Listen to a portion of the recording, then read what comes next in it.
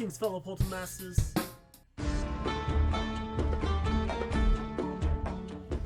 Greetings, fellow Poltermasters. I'm Crash Rowsell. It's once again time to crash Skylanders with another top 5 video for Crashmas. Ladies and gentlemen, there's one thing that a lot of people know about me is the fact that I like to see the positivity in the negativity. That's right. For one thing you've noticed on this channel, you don't see a lot of me being mad at certain things. Don't put up clips. Don't bring it up. But it's more along the lines of I try to be positive as many times as I can, even though there are a lot of times that make me very upset with certain things. Look at Imaginators, me playing the villain luck. Yeah, oh yeah. But I can tell you for a fact that I love a lot of the levels in Skylanders, but some of them are such a trudge to get through, except for one part. Yes, there's one thing I absolutely love about Skylanders is the fact that even in the worst of times, there's something great within the levels. And that's why today, I give you the 5 great parts in terrible Skylander levels. So how does this list work? Well, these are going to be levels that I personally think are not great. Now, you might like these levels for different reasons, but for my opinion, I do not like these levels. However, there is one part in the level that I adore more than anything else.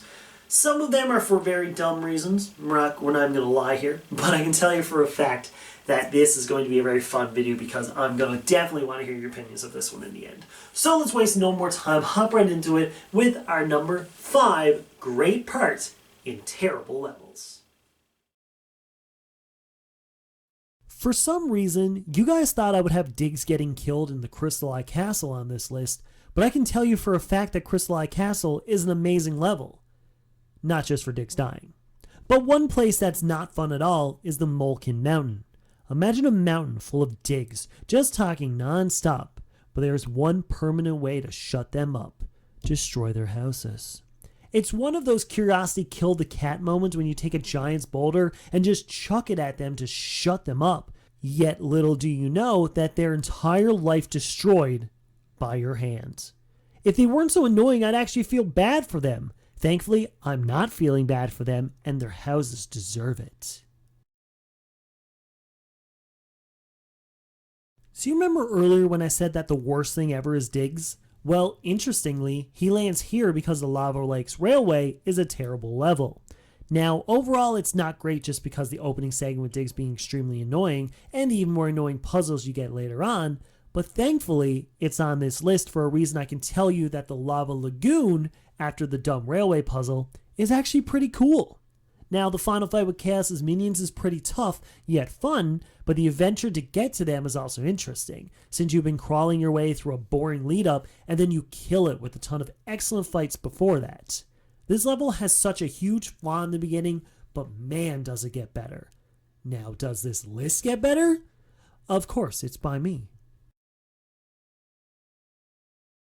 A feature in a game or level can save it from being forgettable, and that's the coolest thing about Land of the Undead. The biggest problem is that the level's so dang frustrating with the weird fights and the driving segments that aren't really fun, which can ruin the whole experience. But this level does have a cool feature about it, flipping upside down. Normally when a level gets flipped upside down segment, the controls reverse too, but thankfully, Skylanders didn't hate us at all and kept it normal. The fact that it flips sideways along with the upside down is super cool, and it makes this level stand out over the other cool features in this game. However, everything else is pretty lame, besides for the Count Moneybone fight, of course. But upside down is pretty cool though, hey? Think of your favorite enemy in Skylanders. Is it a playable villain from Trap Team? Or a unique character you've only seen a few times? Or Chill Bill because of the memes?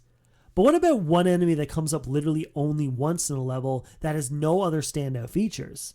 The Metal Mage, as I found out, appears one time only in the Mystic Mill level in Trap Team, and it happened so out of nowhere, not a single person didn't go, "What is that?" when they seen it.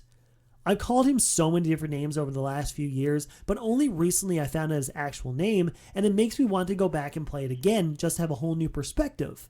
When a brand new enemy is only a memorable part of the level, that could suck, but at least it has some other good parts, right?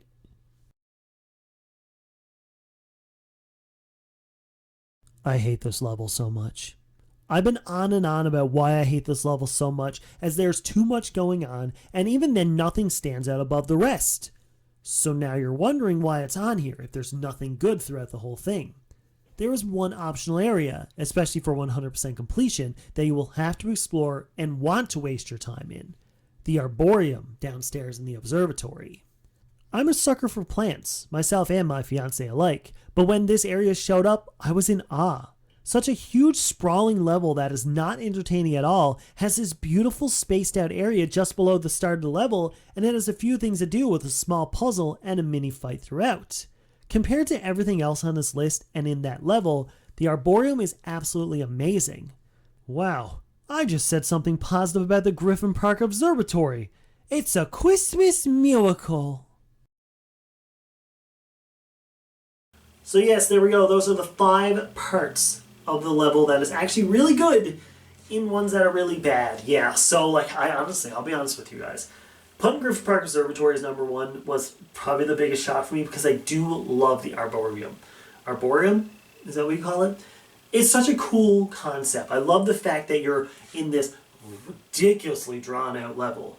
And then there's this beautiful little garden down below that has a little puzzle to it that doesn't seem too hard, makes you think, and once you actually get the hang of it, it's actually really fun. So a lot of people were probably thinking I was going to put aerial attack on this. There's nothing good about aerial attack. Literally not a thing.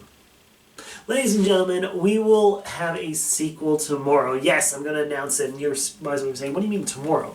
For those who do not know, I'm uploading every single day for 24 straight days. In the description below is a playlist you can get all caught up. Or if you're watching this on time, then just wait till tomorrow. We're going to be talking about the exact opposite tomorrow, so get ready for that one. But as always, let me know in the comments below your favorite part in a level that you hate more than anything in this world.